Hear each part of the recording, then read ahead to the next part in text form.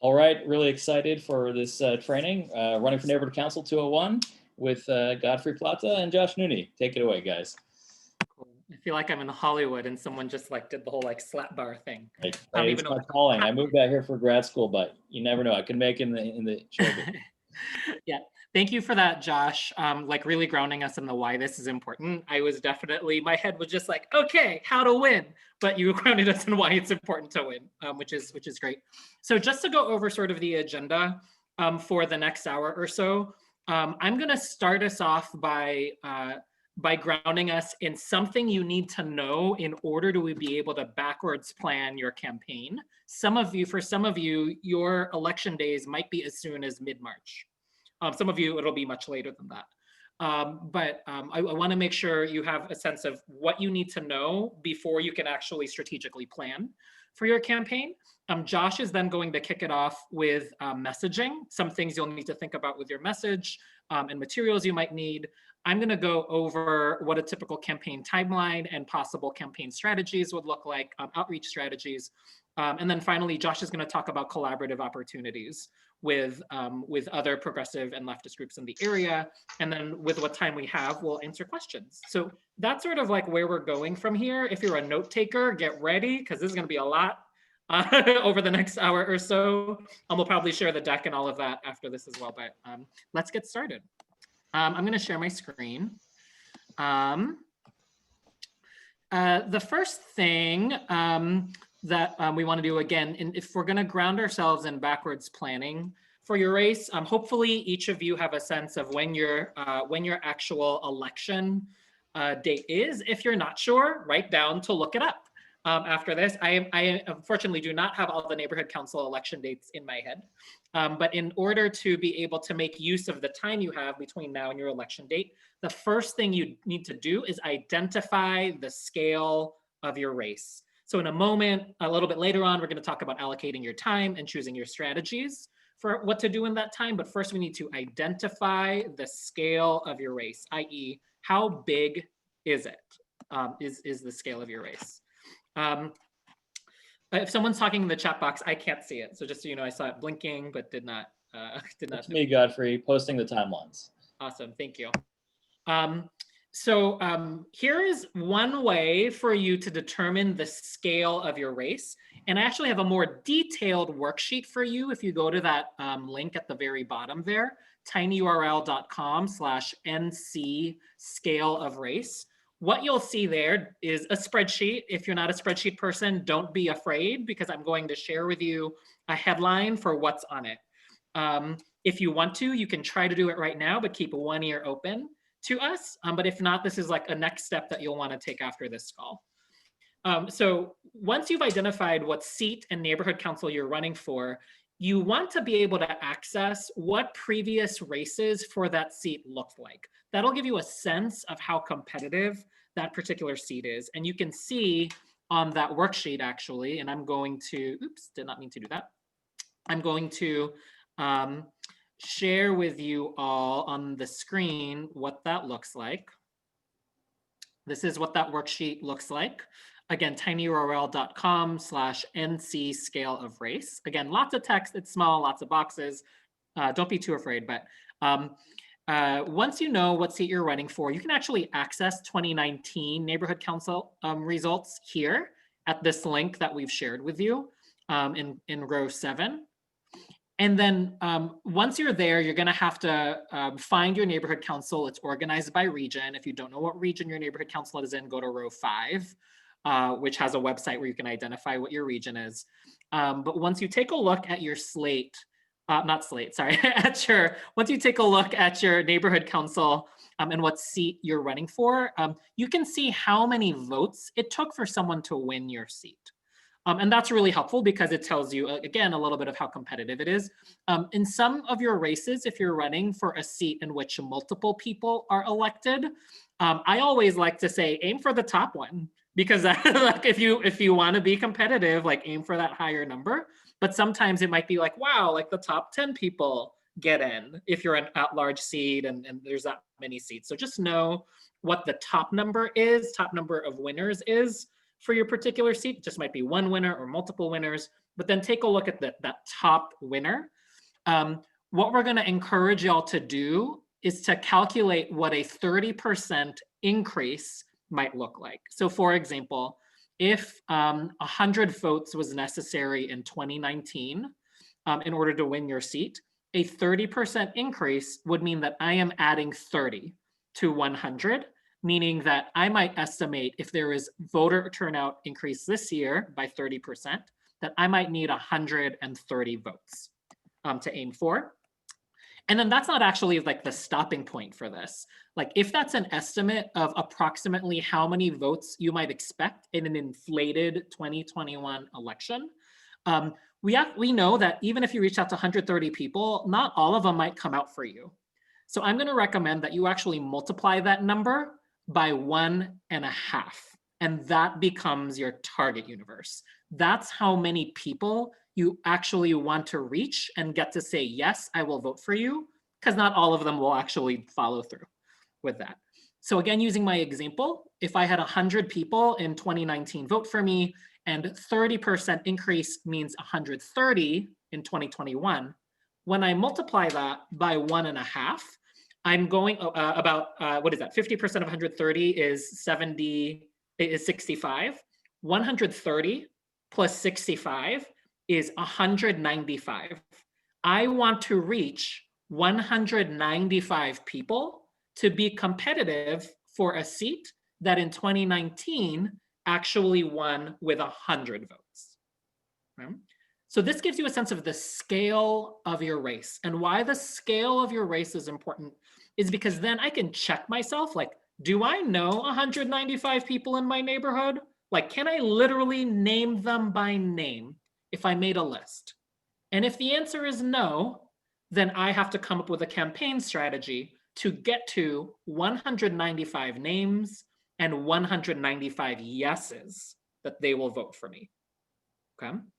And then of course, in a little bit, we'll go through the messaging for like, wow, what do you tell 195 people? Where am I going to find 195 people? All of that is coming.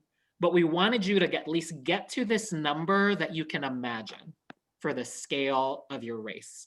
I will say that having done this training now for other neighborhood council prospective candidates, the scale of your race literally could be 10 people to more than 1,000, depending on your race, where you live, what seat you're running for, all of that. So let me pause there to see if there are any questions or reactions to that. But again, this worksheet, again, tinyurl.com/NC scale of race will be your handy best friend as you begin to imagine that. Any questions before I pass things to Josh?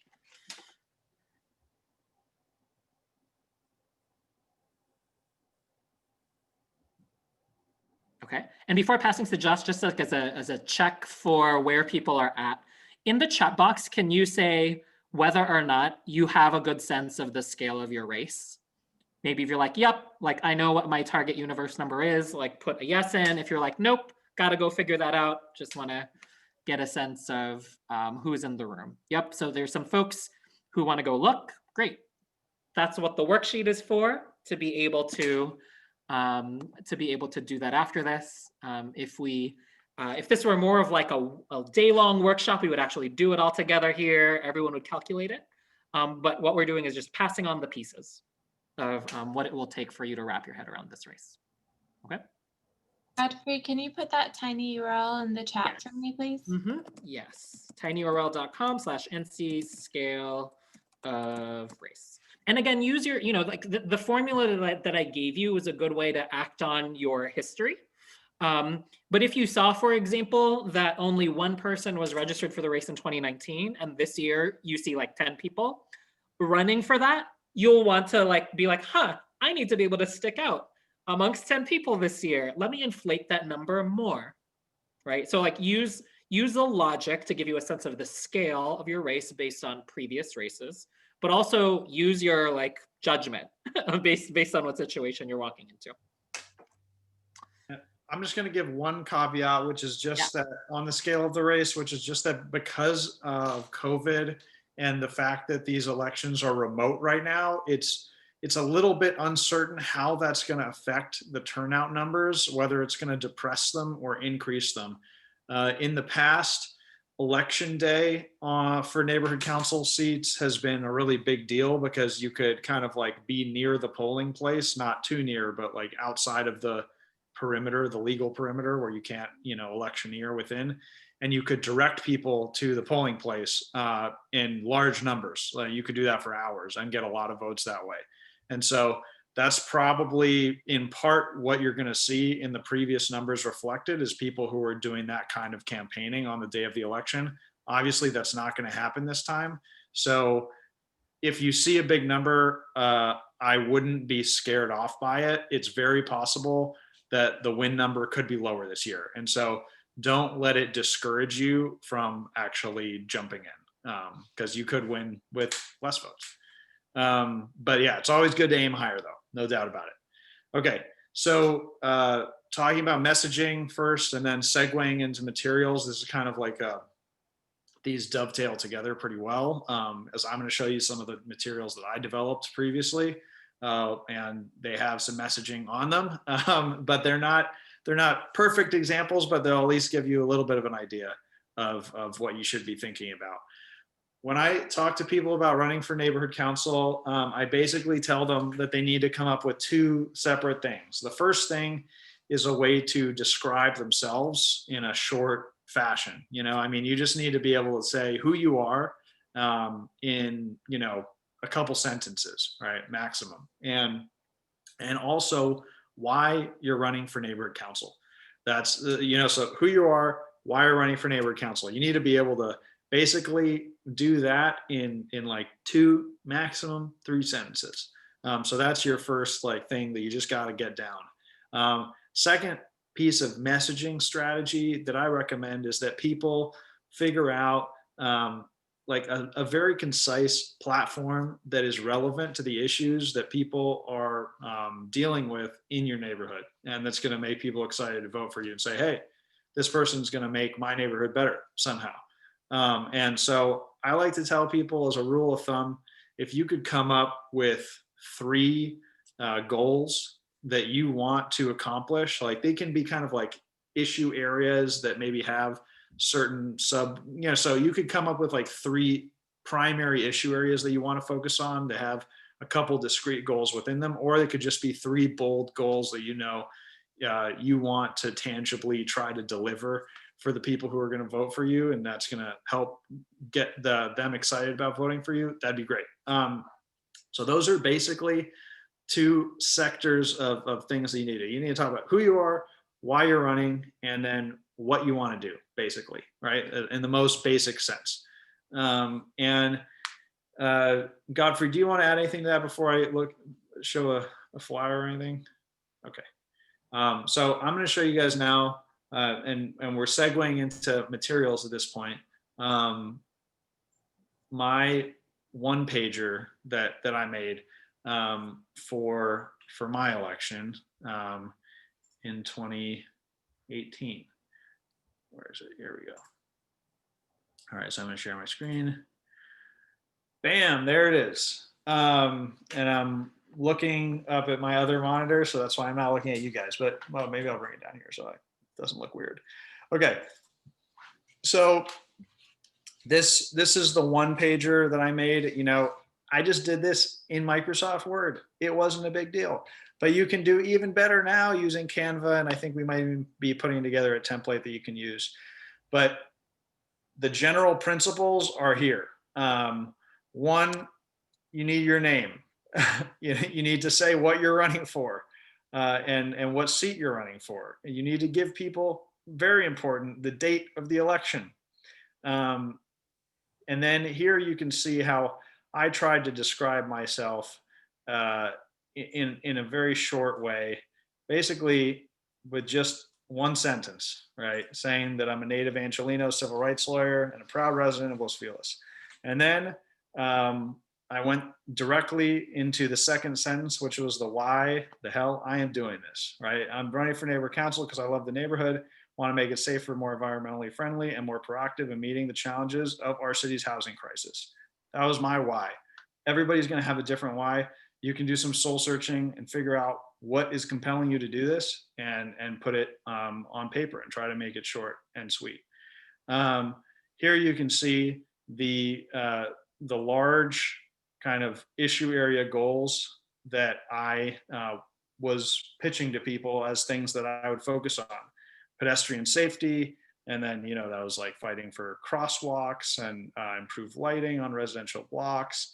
And slow streets has become a thing that falls into that category. Environmental sustainability was a big deal for me. I'm still trying to get solar panels on the Los Feliz Public Library. It is a difficult process, but you can see again, there's like a large area that I wanted to focus on, and then some concrete things I wanted to try to do. Housing crisis. This one again here was bridge housing near the LA River, outreach programs, so and I would actually say that there is a little bit too much text on this page. I mean, this was an entire page. You could probably get half a page, right? And then you cut, like, print in 2 sections and still get all the information that you needed. I have a tendency to go a little bit too long when I'm writing. And so I think that happened here a little bit. But anyway, so there you can see the goals. And then here, very important, is where people have to be located in order to vote for you, right? And so I put this map of the Los Feliz Village district with the borders, so I could point to it when I was talking to people and say, well, are you within this streets? Okay, cool, then you're in the district. And then Josh, can you scroll down? There's a request in the chat box for folks to see the bottom half. Can you, is it not scrolling? Oh no, is that what? Oh, no, sorry? it's not. I'm sorry. Oh no, okay, hold on. How do I fix that? Let me see here. Are you guys There seeing you it? go. Yep, we got it. Yep, there you go. Mhm. Okay, cool. Well, that's too bad. So you were only looking at this top part the whole time? We saw like the top half of the map. If you could scroll down to the bottom half, like Okay, cool. Good. Great. Okay, cool. So good. Not disaster has been slightly averted. Yeah, so then this was like the location, and you're going to switch out this information about a physical polling place for, how this is going to work for the requesting a ballot, and, the mechanics and details of how they're actually going to vote. And then I had a plug for a little website that I built. And then this was, again, a little box that shows what qualifies you to vote. So in terms of thinking about your materials, whether they're, let me just stop sharing this for a second. In terms of thinking about your materials, you really want to, again, like, the main things are, you want to tell people who you are. You want to tell people why you're doing this. You want to tell people what you want to do. You want to tell people who they have to be to vote for you. And that's both in terms of the geography of the district and any qualifications, like that they live, they work, they're part of a religious community, any kind of or religious organization that has an address in the district, anything like that. And you have to tell them how to vote, right? And those are the big things that you want to communicate with your materials. I'm just going to show you what it looks like to then translate this kind of a thing into a small web page, which you may or may not want to do depending on the scale of your race. So this is the website that I constructed for this election. It is basically the same exact thing as the flyer in the form of a website. Again, you got my name, what I'm running for. There's a little email capture thing here, so I could keep in touch with people. Same text as before, and then the same things as on the sheet, right? Just the issues and what I wanted to do with regard to those issues, and then the voting information and information about who could vote, and then a contact me thing. So you really, I don't think you need anything more than this. And you don't even necessarily need a website. So now that I've showed you this, and you also need a picture of yourself, pretty much for anything that you're going to do. No matter what the scale of the race is, even if you're just going to make like a postcard of yourself or something, or or just like a social media advertisement that you're going to blast on Nextdoor or whatever, you're going to need a good picture of yourself. So that's one thing you definitely got to do for your materials, right? Make sure you have one of those. But then in terms of thinking about what materials you need, I would say, you know, you might be able to, this depends a little bit on the win number that Godfrey was talking about before. If you have a voter universe where you need to get 500 people to vote for you or something like that, you're probably going to need to go all out. You know, you're going to need to have a really nice web page. I mean, you know, it doesn't have to be any more complicated than that, but it has to look good. You're going to need some kind. I personally, if I was doing that, I would go leave like one pagers or like a little postcard or something on people's doors, even if you weren't going to interact with them and have them open the doors. I would get out there and put flyers on doors. And so you're going to need some kind of printed materials and some kind of social media presence. For the smaller race, if you see that, you know, yeah, somebody says that like 17 votes were cast in their the seat that they're trying to go for, you might be able to mobilize 30 people to vote for you simply from your personal networks, right? And then you really don't need to stress out as much about materials. I think it's really good practice to create something because it'll get you on message for what you want to say. And I also think that you know, though you could win simply by mobilizing your personal networks, and you should like make sure you solidly get those people to request ballots and commit to voting for you, have them on an Excel spreadsheet, track their progress and everything, and make sure no vote gets away from you. It is also really good to reach out to people that you don't know. It's going to teach you something about running in a political campaign of any kind. It's going to expose other people to the fact that there is a neighborhood council and what it is and what it can do. And maybe they'll want to get involved also in a committee or something. And so it's going to spread awareness about this, but it's also, it's going to give you good practice. And the other thing is you can bump up the number significantly, you know, so that if somebody ran and won with 17 votes last time, you could triple that number. You could win with 60, and then you come in, or 100, and you come in with 100 votes. All of a sudden, it feels like you've got a mandate to do more, right? And that you know, other people on the council might want to listen to what you say a little bit more, and that the neighborhood council itself has a higher profile. And so I think it's always good to reach out to people that you don't know, even if you could win only with people that you do. And yeah, so for the ones where you're going big, website, social media, printed materials, all are going to be recommended, in my opinion. But yeah, I think this segues into perhaps our next topic. Thanks, Josh. And it does. We're going to keep coming back to what Josh just shared as we talk about campaign strategy and timeline. But just to give folks a little bit of a thought about how to swallow and absorb everything that Josh just shared, that is like messaging 101, right? If you're looking at people running for president on TV, messaging gets much more complicated, right? Like you're thinking about opponents, you're thinking about like how to share your values and all of this in really strategic ways. I think Hannah and I mentioned by text earlier today that if folks might be interested in a more advanced messaging workshop, that's something we can do. Like you could spend hours talking about messaging and strategy, maybe for some of you with bigger races. But for those of you, especially for races where you're in the double digits, like some of you said in the chat box, everything that Josh just shared should be able to work for that, right? Like that is expandable, and that is like the basics for a neighborhood council race. What I'm going to do now is share my screen again, and I want to place what Josh just talked about in the context of when you're going to be applying these different messaging strategies during the course of a campaign. So as I mentioned, I live in Koreatown, and I believe the Wilshire Corridor Koreatown neighborhood council race is March 16th. So I'm going to pretend for the purposes of this conversation that I'm preparing for an election date that is on March 16th. And I know that there are people who can request their ballots starting this week, starting Friday, I believe, which is January 15th, if that's Friday. Maybe that's Saturday. I don't know. It's at the end of this week.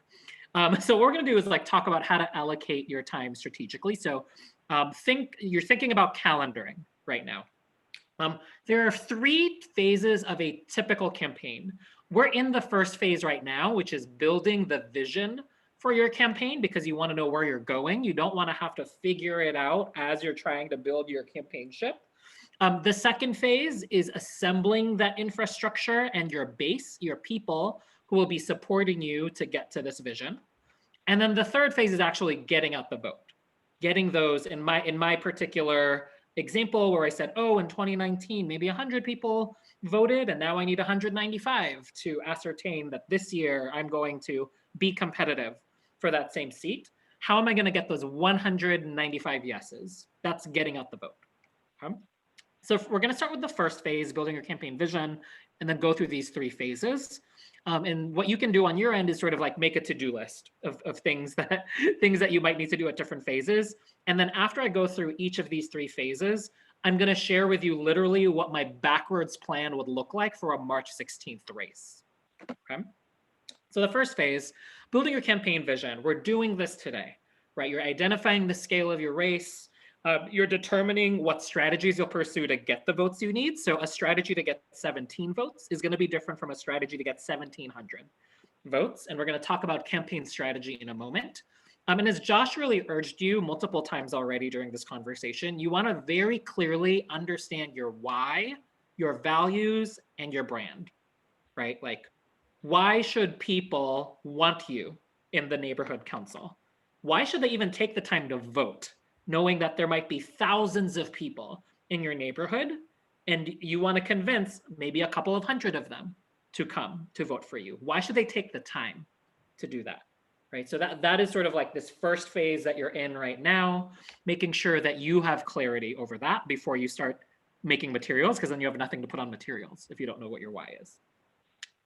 A second phase, as I mentioned, is assembling that infrastructure.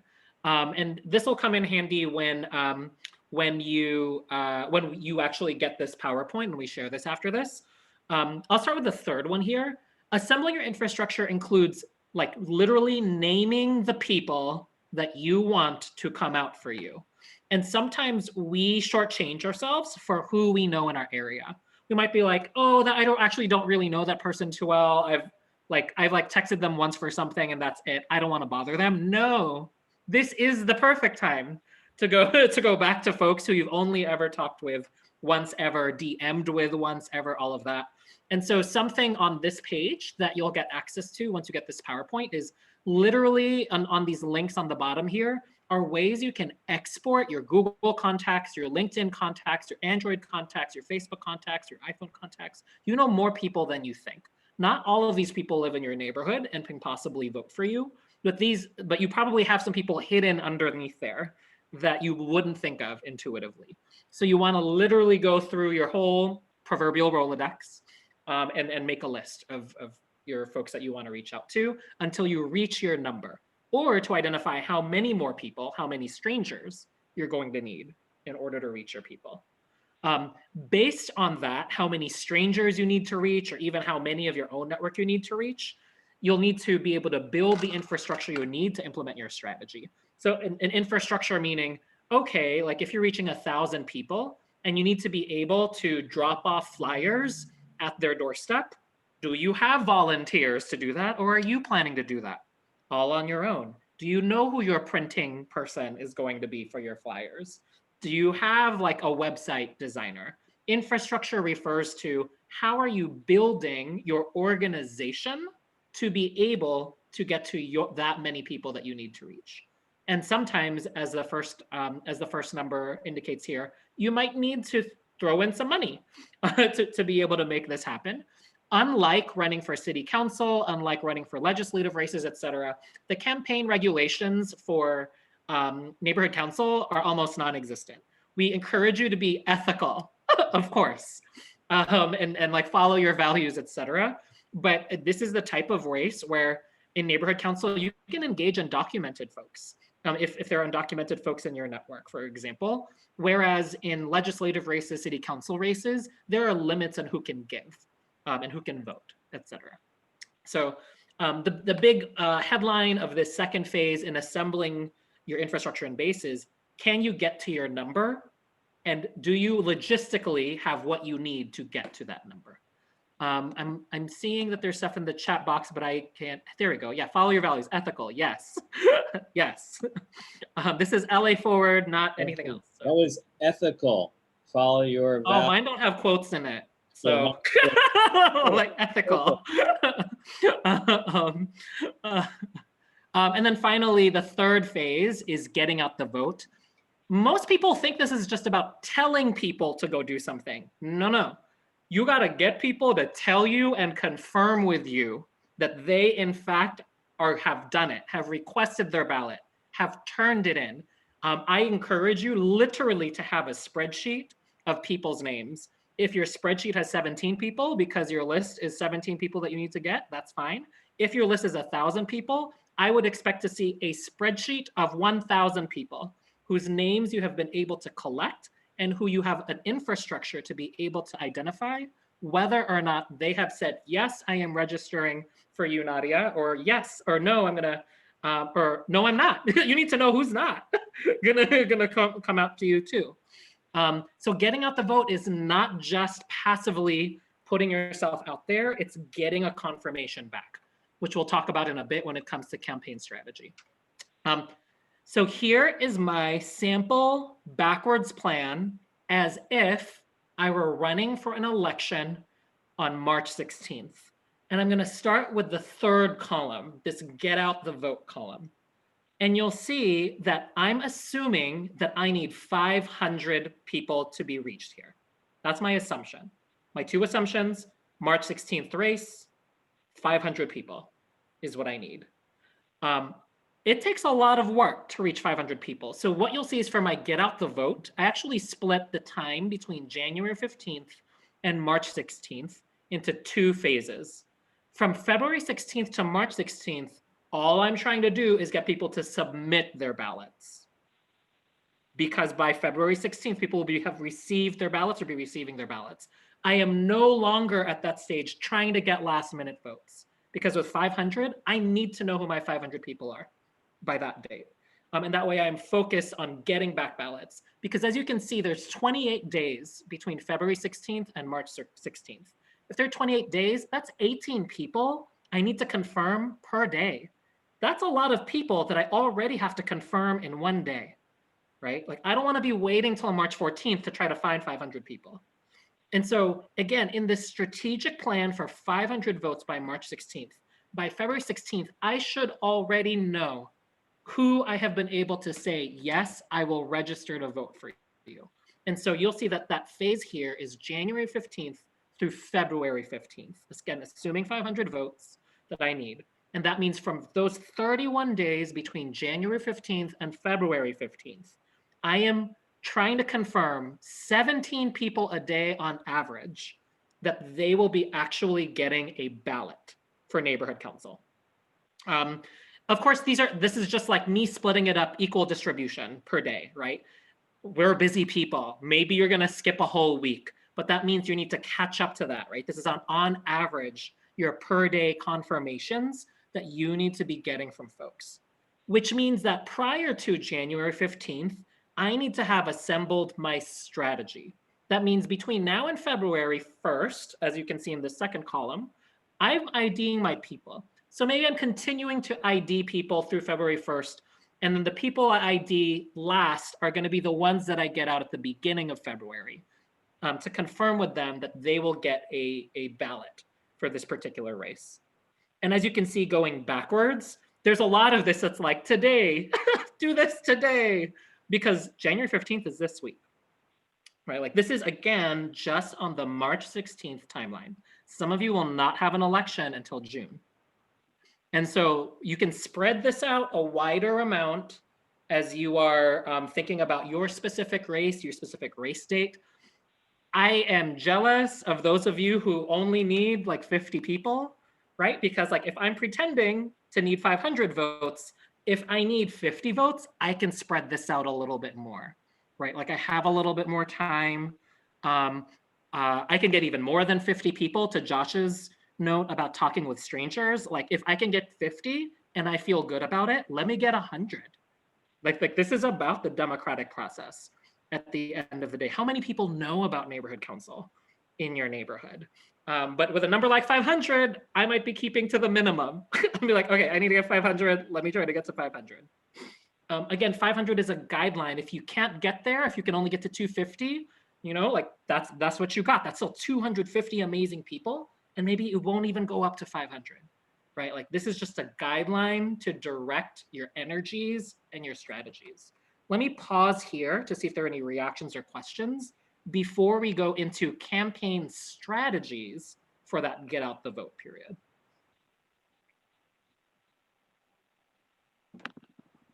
I do have a question. Yeah. So when you, in the first period, when you're getting people to register to vote, you spoke of that spreadsheet. Do you also ask them for their contact information then so that you can follow up with them? Yes, so that's a great question. Actually, can we pause on that question and then we'll come back to it for the different strategies for how to get people's contact information and all of that? Is that okay, Sure. Nadia? Great. Yeah. Mhm. Other additions or questions?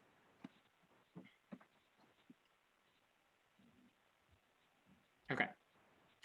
Again, you'll get this PowerPoint. So if you didn't get to screenshot that, you'll get that slide at some point. So now let's talk about campaign strategies, which again should lead you to get a confirmation back from people. You're not just telling people about you, you are hearing back from them. Yes, I will support you. So here's the overarching question. You've got to make an assessment of your time, money, and people. If any of you here are super wealthy and you want to drop your money on this race, then like you've got a different set of strategies available to you. If you are not super wealthy, but you've got a lot of friends who are willing to help you, that will direct you towards some strategies. If it's just you and just the money that you have and you don't really have folks to help you, that also gives you a set of strategies to be able to think about for yourself. Here, I've categorized strategies into 3 tiers in order of effectiveness. This is the number 1 tier on this page that you see on your screen right now.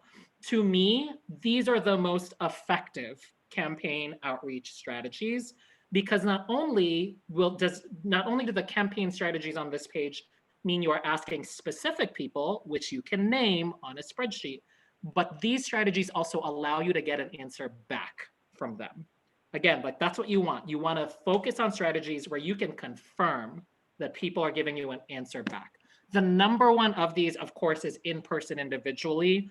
We're in a pandemic, and so our options are limited or at your own risk. And I'm not encouraging anyone to do anything that is unsafe right now, but the number 1 way to get people's yeses and to tell them about you is in person. Normally, that would be canvassing. Maybe you still are working in some sort of capacity with people in direct service, an essential worker, or something like that. So there's just, there's, oops, did I hit something wrong? Oh, there you go, sorry. So in person individually. But after that, like you can get to that same feeling by phone, text, email, or DM in that order, right? Because once I get to text, email, and DM, people can ignore that. And I wanna use, like the ones that are higher on this list are things that are harder for people to ignore or to have to like not have a conversation with you.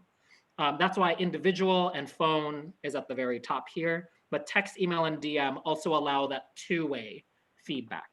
How do you get your data for this? So a couple of things. Again, we're going to share those links with you on that PowerPoint from earlier in the presentation that allow you to download and export where you've already organized some of that information on your phone and your Google contacts, on Facebook, all of that. One thing that I have done for myself before I ran for assembly, I sent around a Google form. I was just like, hey, y'all, I don't have people's information. I'm trying to get it organized. Can you put your information on this Google form? and people give you their information. And then you have it for when you need to do stuff like this, right? So think of the people you know in the area, post it up online, things like that. Let's just like collect that information. You're also potentially a member of a number of organizations, or can collaborate with organizations that can get you in touch with more of their members. You possibly could get access to voter data if you want, but that is expensive. So again, thinking about like if you wanted to fundraise, if you have like 1,000 people that you need to reach in order to be competitive in this race, that's where maybe you may want to be considering, like, is it worth it to get voter data, etc. But for now, what I'm encouraging the most of you to do is to collect your own data as much as possible. And then you see on the bottom of this screen, there are ways to be able to reach people that cost money. You can hire people to do that, etc. I am hoping that most of you will be able to yourself, or with volunteers of your friends, be able to reach people to do direct targeted asks. Let me pause here. Again, these are like the priority outreach methods here. Any questions or additions?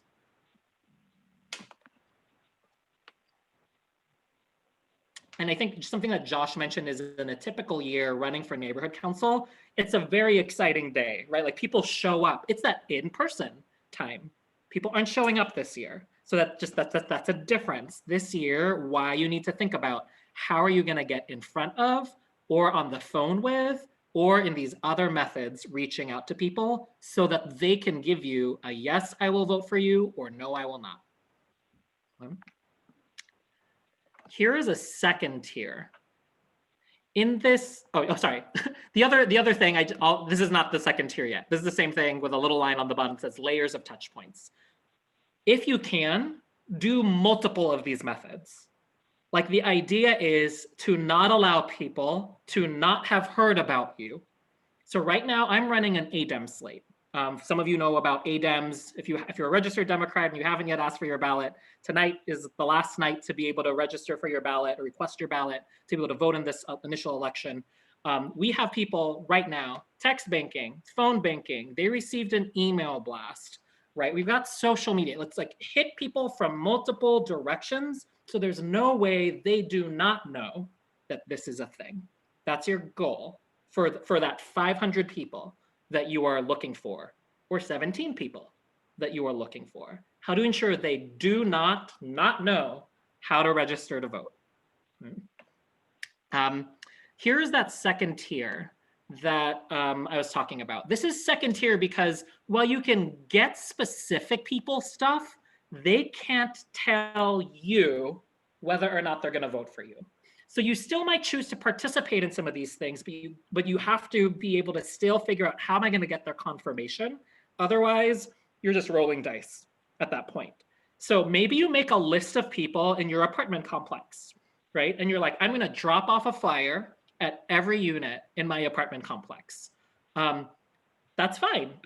Like, if you have a directory for your apartment complex, you drop off a list at everyone, that's great. How are you going to find out whether or not they said, yes, they're going to vote for you? You don't know, right? So that's why it's not on the first tier of strategies. It's on this second tier. You know they live there, you know their names, you theoretically probably could follow up, but the choice of strategy you've chosen is one that does not allow you to get that confirmation back.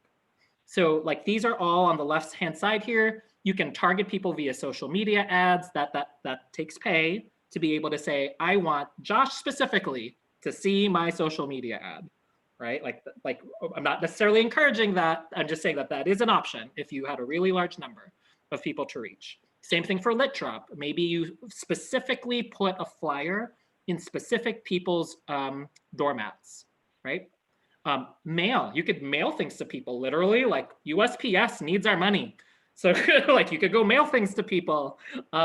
Email, you could like send an email out to specific people. Again, not everyone will take the time to say, reply, got it, I'm gonna vote for you.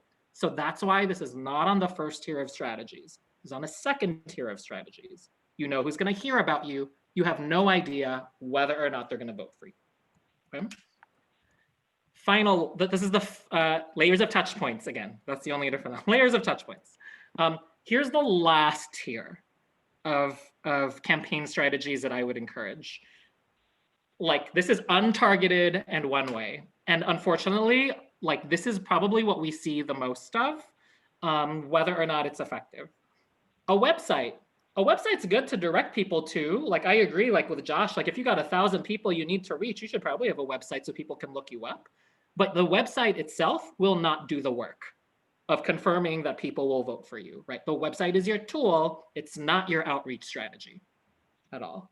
Same thing for unpaid social media. Even though we're text banking or phone banking, yeah, we got social media out right now for our ADEM slate, but like, we don't know if it's gonna land in front of people who can vote for us, right? Like, I'm in Assembly District 53. I might have a lot of people seeing my posts from Assembly District 54 or 41, right? Like, it's not targeted. If it's not targeted, it's in this third tier of things because you don't know who will see it. Same thing with lit drop. If you're just like, if you don't know the borders of your neighborhood council and you're just like, I'm just gonna walk around and put flyers on people's things, not targeted, right? Like, you have no idea whether or not that's effective or not.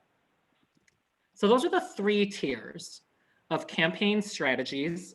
Before we go on to Josh to help us identify possible collaborative opportunities to help with these strategies, any questions about the strategies themselves or reactions?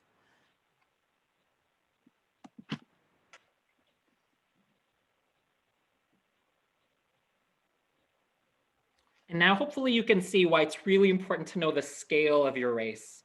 If you don't know the scale of your race, you're picking and choosing strategies without really having a direction for why those strategies are the best strategies for you.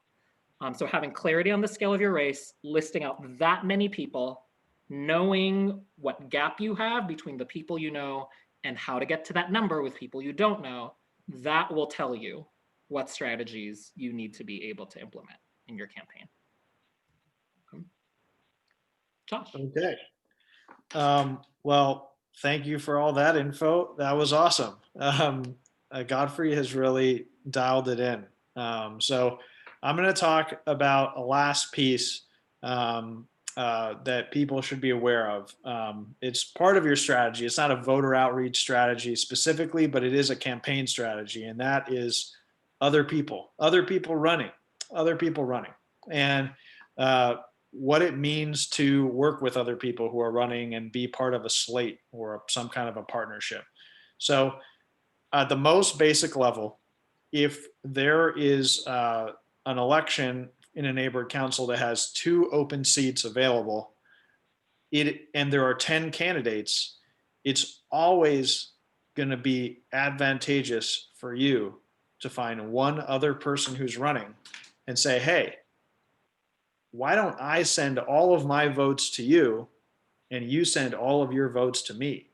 And that way, we're going to be able to have a hell of a lot more votes than we would be able to if we were just doing this alone. And that is called a slate, basically. With 2 people, it's barely a slate. You know, it kind of starts to get to a slate if it's more than 2 people, I would say. But the principle is the same. If there are 3 open seats in a neighborhood council, and it gets complicated, and I'm going to talk about the complications, but just on the most basic level, let's say there are 3 open seats in an election. It's in your interest to find 2 people who you can partner with, and all of you decide to pool your resources together to send votes to each other. And you tell everybody, hey, vote for my team of people together because we're going to do awesome things and we're ideologically aligned in these ways. And I can vouch for these people. They're great. I'm great. Vote for all of us, right? And they're going to do the same thing. And through that cooperation, you're going to increase your numbers significantly. So in terms of the initial assessment that you're going to do of your neighborhood council race and for which seat you want to run for, this is going to be super important. It's not just the number of votes. You're also going to be looking at the structure of your neighborhood council and thinking about what seats are open and what makes most sense for you to run for. Every neighborhood council is unique and different. They all have their own bylaws and they structure themselves differently. So you could have a neighborhood council that has only at-large representatives. I actually don't think that that exists, but it's possible. I don't know. Maybe there is one. What I mean by that is that it's the entire neighborhood that is voting. It doesn't matter what part of Hollywood you live in. If you live in Hollywood, you can vote in the Hollywood Neighborhood Council election, right? That's the kind of vision I'm talking about. And that isn't normally the case, though. Usually they're broken down into sub-districts, right? And they're either, or a mix. Sometimes there's like some neighborhood councils have 5 at-large seats where anybody in the entire neighborhood can vote for that person. And they also have a bunch of geographic regions that are like pieces of the entire neighborhood that are broken up. Yeah, the neighborhood's broken up into pieces, and each sub-district has its own representative or 2 representatives or 3 representatives or whatever. And so you have to look at the qualifications for the seat that you're running for. Sometimes also, like on my neighborhood council, there are geographic sub-districts, and there's also at-large seats that are related to a specific area, like an education representative or a recreation representative or a public safety representative, right? So that's a different kind of a seat. And so in addition to looking at the vote number, in doing your research beforehand, you want to look at what your neighborhood council is structured as, right? You know, I mean, what and what seats are open to run for. And you could decide, you know, well, maybe I want to run for this geographic seat, right? This, like, I really love District 3, and you know that I really feel like I want to be a district representative. None of these like community interest, like issue area seats are really speaking to me. I'm not a public safety person. I'm not a like recreation person. So that's what I'm going to do. That could be your decision. Or you could decide, you know what, I really care about public safety, and so that's what I'm going to do. I'm going to run for that seat. When you make that decision, you're going to have to assess how many other seats are available in the area that you're looking for. In your geographic seat, there could be only one person that can win.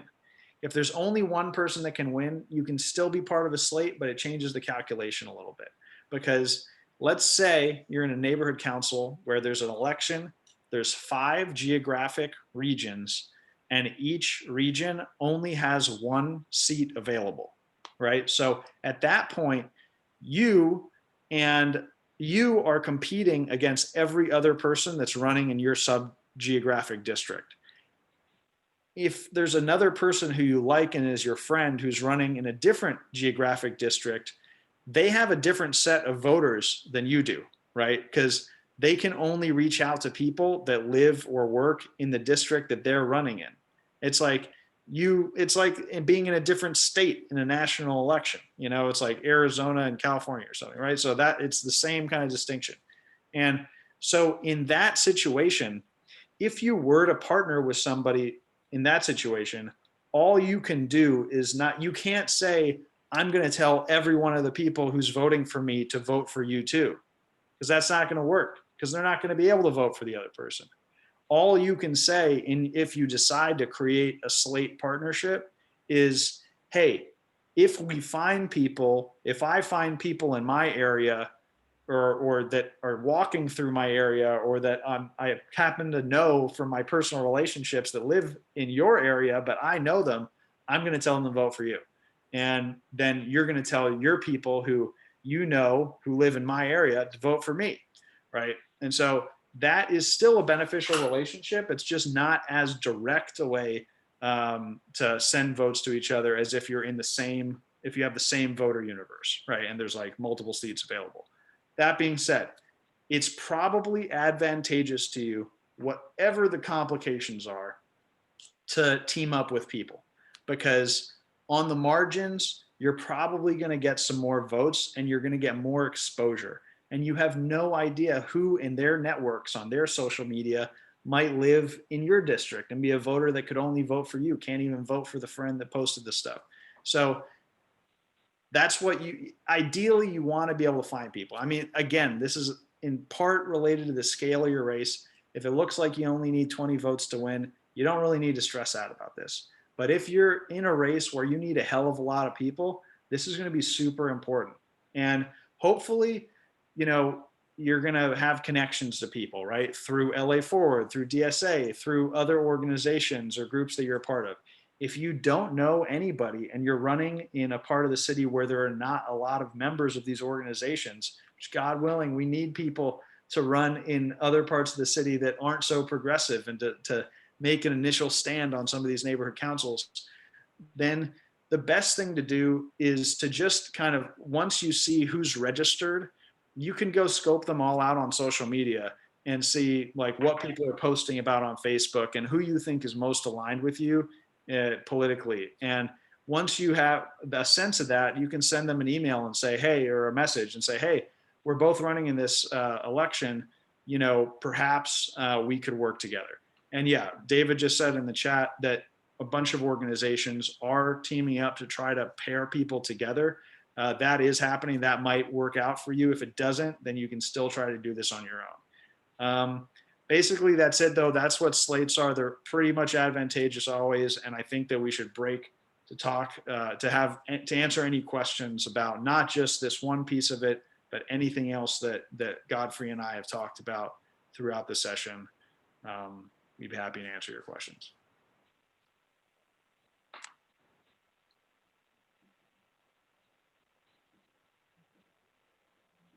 Hi, thank you so much. That was really a lot of information.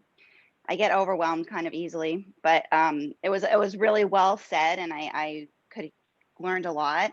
I was invited to be on a slate in Mid-City West, and so I really lucked out with that because I'm looking at the numbers from 2019, and I'm running for nonprofit, and you can vote for 6 people. And there were 8 people that ran, and it was like 337, 331. And I think if I did that on my own, I'd feel really overwhelmed. So I'm glad to hear that that's a good strategy. But one thing I just have a question, I guess, more so is that the people that are running this year, there's 14 people running versus 8. And so from your experience, what is your feeling as far as like, I'm obviously participating in the outreach with the slate. It's a very large slate. And they have a lot of experience. But I guess as far as like my own network and stuff, what does that mean for the numbers, I guess? I know you're not like future seers, but do you guys have any thoughts on that? Is there anything? Go ahead, Josh. I was just going to say, I think that the more candidates that are running, it just means that you want to get more votes because it just means competition is going to be hotter. So you just have to prepare accordingly. And I was going to ask, do you know what the win number was before this year, Lindsay? Like, do you know what your target? So I'm looking at it right now. So as I said, I'm running nonprofit. And so you had 6 people that could be voted in. And for the top one, it was 337. Okay. So it'll be top 6 out of 14. And last time 337 earned on that many votes. And do people have to be involved in a nonprofit to vote for you or no?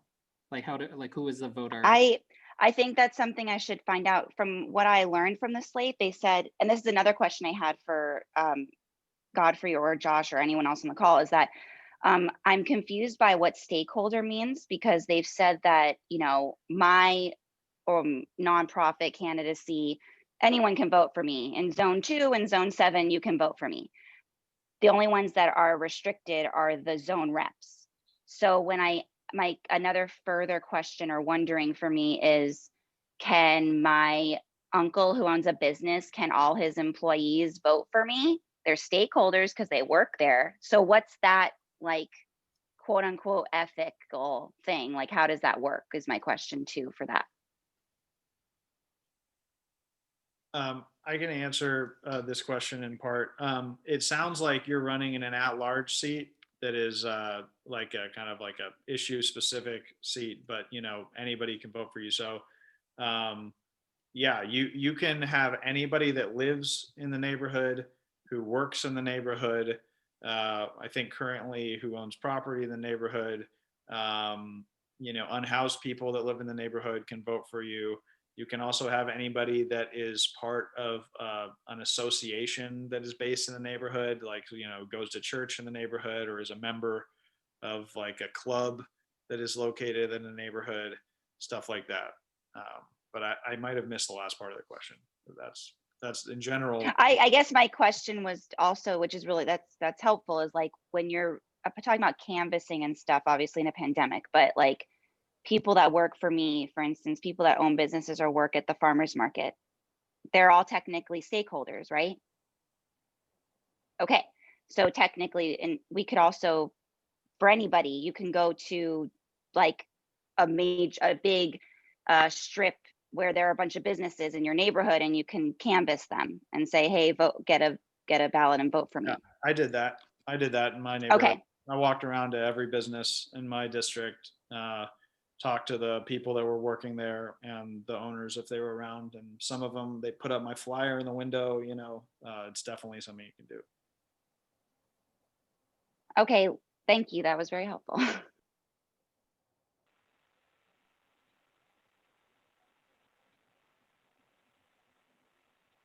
Any other questions for folks? And if you're not sure, because there was a lot of stuff to process, maybe Josh and I can put our information into the chat box, and folks can reach out after the fact. There you go. Sorry, I have another question.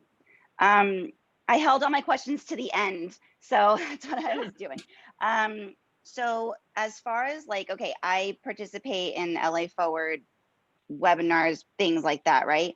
So when you were talking about leveraging the people in these organizations or other organizations I'm with, how does one go about that? Because like, I'm not going to just go and say, hey, give me all the numbers to people who live in Mid-City West, or am I? Like, I don't know how to leverage not just LA Forward, but like other, like NCJW or this Educators for Excellence organization or whatever it is. Like, how do you leverage that without being, I don't know. I feel like I'm being rude if I did that. So I don't know. How do you do that? I mean, David, maybe you can speak for organizations, and then I'll share like a strategy for how to do that. Totally. That sounds good. So for organizations, I mean, I think this is an evolving process with LA Forward, but how with the organizing, you're one of the leaders of our kind of mid-city group. So as well as anybody, we kind of gave you a list of like people to contact. What we'll do is we'll figure out some system. I don't know what it'll be, to either get in touch with those people directly, we like on your behalf, or something else. We'll figure it out.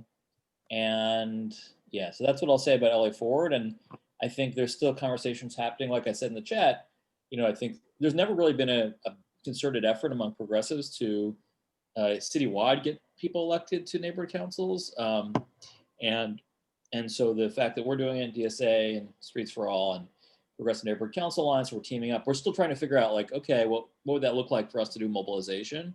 I don't know the answer. We're now doing meetings every Friday afternoon, so that's fun to figure it out. So we just had our first last week, so stay tuned. Yeah, that's the short answer. I think it's a little complicated with these not that we're huge, but bigger organizations, but smaller groups that you might know, like the local whatever club that has 100 members, like maybe you can ask them to do it. You can ask them for the information, or ask if they would circulate it if they don't want to share the information directly, if they would circulate it on your behalf. Like, hey, can you send this flyer of me and my slate around? Godfrey?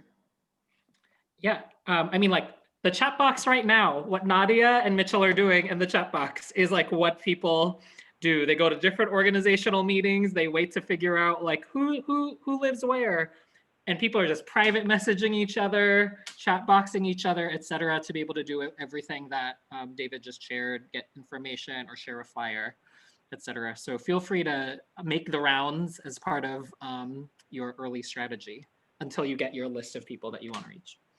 I mean, one thing, like this was ordinary times, the before times, it'd be like, go to a meeting and ask if there's time to make announcements at the end and like make your pitch and, and maybe they like you and then they let you have, so it's, you can try to do the equivalent, like find the indivisible group, like just think about what are all the different groups in your region, like in your neighborhood that you could potentially have access to, forums that you could speak at.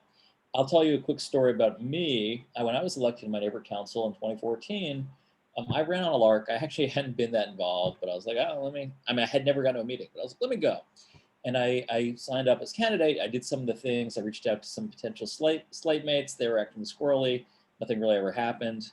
Fun story. One of the guys who ran and lost eventually ran against Devin Nunes this last cycle. Nunez goes by name Felipe, but when I knew him, he was Phil Arbayo. Anyway, the point is the way I won is that I spoke at a community forum about, just for the neighborhood council candidates. And a bunch of people there liked me and they put me on their slate without even asking me. It was like a community slate. It was like a lot of the Japanese, like American churches and temples in Sawtell, a little Japantown where I live. So it was, there's stuff like that where it's like, if you can go to the community meeting and see if you have an opportunity to speak, like you never know, what doors that might open. Anyway, it's my story. One thing connecting to what Lindsay is asking for, what David's saying, and what Jason just asked in the chat box about regional breakout groups. Here at LA Forward, we actually do organize regionally. And on January 24th, we are inviting all of our regional groups to come convene together in one giant assembly where we hope to have representation from every region that LA Forward organizes with.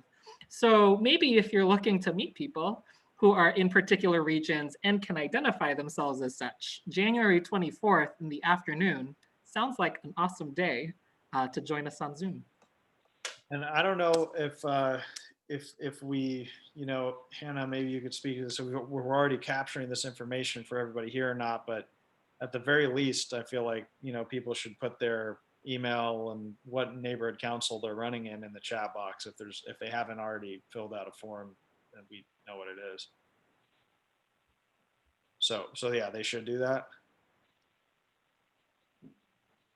Yeah, that would be great to have people put that information. Right. Yeah. So yeah, everybody, please put your email and what neighborhood council you're going to be running in the chat box.